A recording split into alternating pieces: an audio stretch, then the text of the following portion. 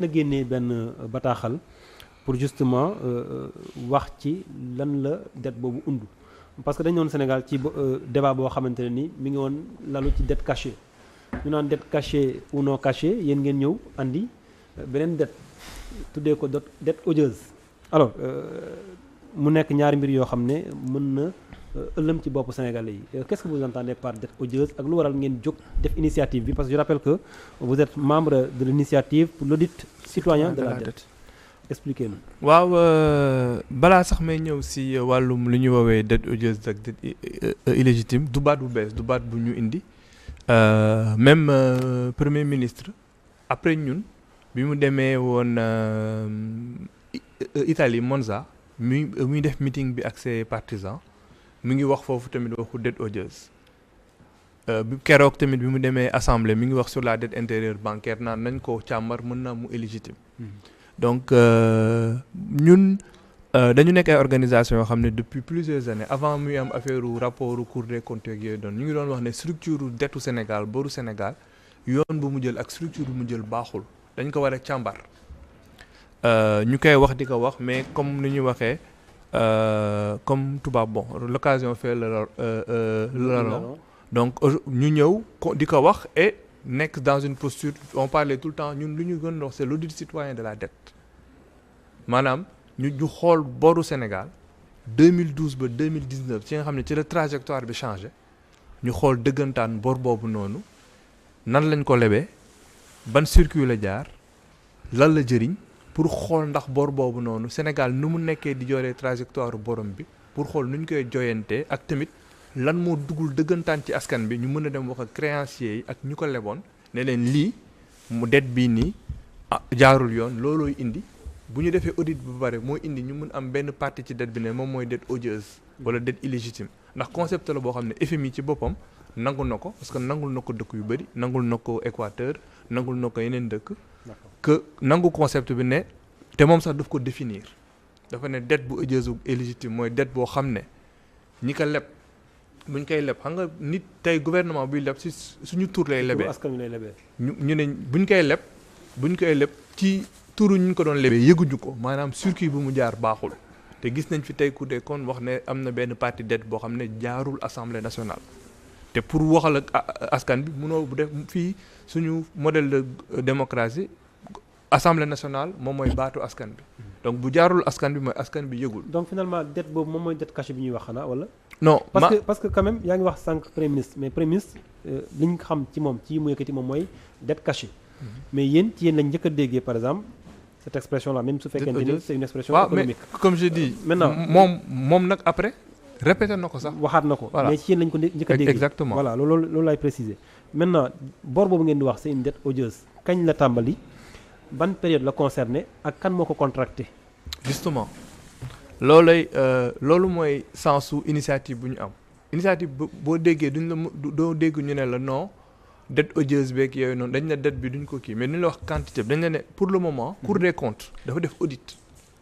entre 2019 ak 2024 gis ne am na benn partie boo xam ne dafa jaar hors circuit ñun ñu ne tranche boobu noonu dafa gàtt entre 2019 ak 2024 oui il faut remonter. ñu ne nañu remonter ba 2012 ba 2024 xool toute la structure pour xool foofu noonu au-delà de dette cachée bi tey par exemple tey ma joxe benn exemple waxuma ne am na mais tey bu ñu leboon utiliser ko pour armer policiers yi ñu réprimer les manifestants en 2021 2023 dette boobu elle est odieuse parce que da nga contracter dette jël ko boomee ko sa askan te tey bu ñu deful cet audit là qui est vraiment citoyen et pas politique avec tous les acteurs les experts de la société civile du ñu mën a xam vraiment structure dette bi. et qui doit auditer kan mooy auditer loolu. audit de la dette bi c'est le peuple sénégalais. dans toutes ses composantes. maanaam tey bu ñu mettre en place comité d'audit c'est le président de la République du Sénégal mooy appelé par décret à mettre en place un comité bi mu am les experts financiers du gouvernement maanaam le ministre des finances l'IGF la Cour des comptes ñëpp ñu fi war a nekk mu am les parlementaires am des experts indépendants yu ñu jël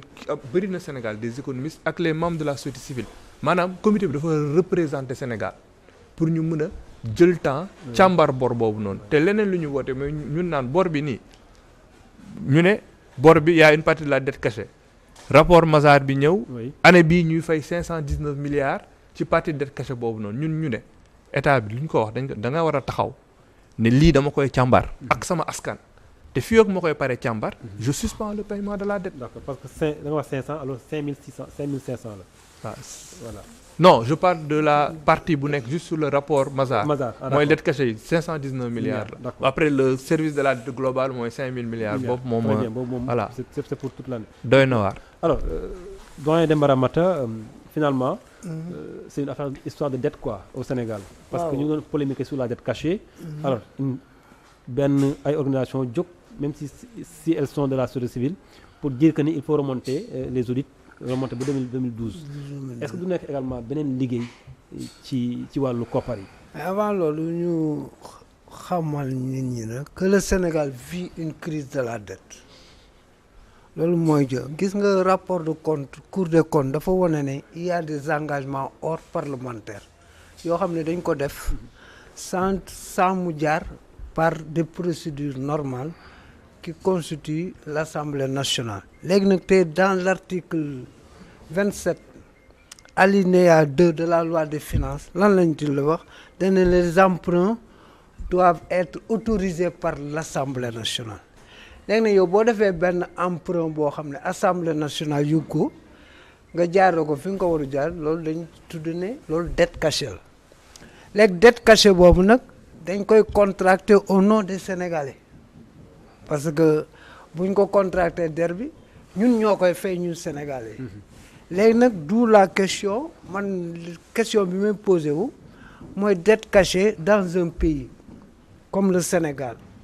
où était la BCEAO fan la BCEAO nekkoon fan la corps de contrôle yi nekkoon fan la FMI nekkoon comment cela est-il possible mais en tout cas le constat est là il y a des dettes qui ont été effectuées en occultant les procédures normales bi nga xam ne mooy assurer leen léegi nag il y a des organisations dette cachée la boobu waaw dette cachée léegi ñu ñëw nag ci dette odieuse ou illégitime parce que mi ngi wax illégitime alors que ñi ko contracté c'est des mandataires du peuple sénégalais. waaw dette odieuse mën nañ ko wax à partir du moment où dette bi ça n'entre pas dans l'intérêt général xam nga mën nga contracter dette pour say jouissances wala leneen wala nga dugal ko fi parce que dette en réalité xam nga la vocation d'un État c'est quoi procurer le bonheur à ses mandats loolu moo tax ñu teg la fi. li ñu la fi tegee mooy fexe ba askan wi nga xam ne ñoo la yaakaar. teg la ci conditions yu normal yëpp seet oto bi gën a bakkane. ñu jox la ko seet avion bi gën a bakkane ñu jox la ko seet kër gi gën a kii wutal la sax loolu ñuy wax caisse noire nga xam ne dañ ciy tibb te amul contrôle amul dara. donc ça veut dire que yow dañ la teg wax dëgg yàlla kuñ defar loolu yëpp war nga liggéey ba askan wi gërëm la. léegi nag ci biir loolu l'ancien régime bi nag dafa am luñ koy accuser ba léegi mooy dette bi da ko daan jël mais du ko jaarale fi mu ko war a jaarale. pourtant ñoom manqué wuñu ay réponse de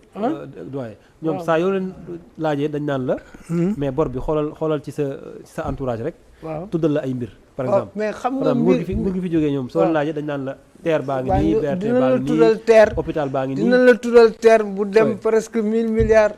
dina la tuddal kii nu mu tuddati oui stade Ablaye Wade xam nga stade Ablaye ban paradoxe moo ma marqué dans la construction de le stade Ablaye Wade au moment bi ñu koy construire le CM de Diamniadio avait des abris provisoires xam nga loolu pour dafa kéemaan sans compter aussi la maison des Nations Unies ça a coûté 175 milliards lan la jëriñ ñu ngi nii kenn dëkk Nations Unies utilisé wu kenn utilisé donc c'est des dépenses de prestige yoo xam ne defoon nañ ko mais est-ce que Sénégal yi loolu lañ doon xaar bien vrai on me dira que la terre bi utile na mais à combien en fait utile na c'est pour donner sur des quel réponses coût à leurs interrogations léegi nag ñii ñoom nee nañu dañuy def audit citoyen audit citoyen lan moo ko tax a jóg le peuple a besoin de connaître les détails de la dette contracté en son nom xam nga bu ñu du bor bi bu ñu koy tabax tu vois c'est généralement des dettes qui enjambent une génération sax peut-être am na ay dettes 20 ans donc peuple boobu ñii li ñuy woote dañu bëgg nag ñu càmbar ko ñu boole leen ci càmbar boobu. Seulement il y a des organes dédiés à ça. Il y a des organes qui sont dédiés à ça yoo xam ne seen mission. mais il y a des organes qui sont mais terewul il y a des défaillances gaynde défaillance yaa ngi fi donc on doit connaître le budget fan la jaar ak ensuite ñu xam aussi les comptes nan la demee donc loolu donc man vraiment c'est une initiative boo xam ne man je salue ça. parce que yaakaar naa ne parce que li gën a li suñu problème mu réew lan mooy problème bi toujours dafa am deux faiblesses majeures benn bi mooy le manque de transparence beneen bi mooy la malgouvernance. D'accord. Léegi un outil citoyen participe à la bonne gouvernance et à la transparence man yaakaar naa ne waruñu ko mën a bañ. ba nga xam ne dajale tous les composants que ça soit les administratifs la société civile et tous les acteurs qui peuvent participer à la manifestation de la vérité dans ce problème de dette qui a été contracté au nom des 18 millions de Sénégalais. Très bien merci. waaye alors ñu Souleymane organisation yi ci nekk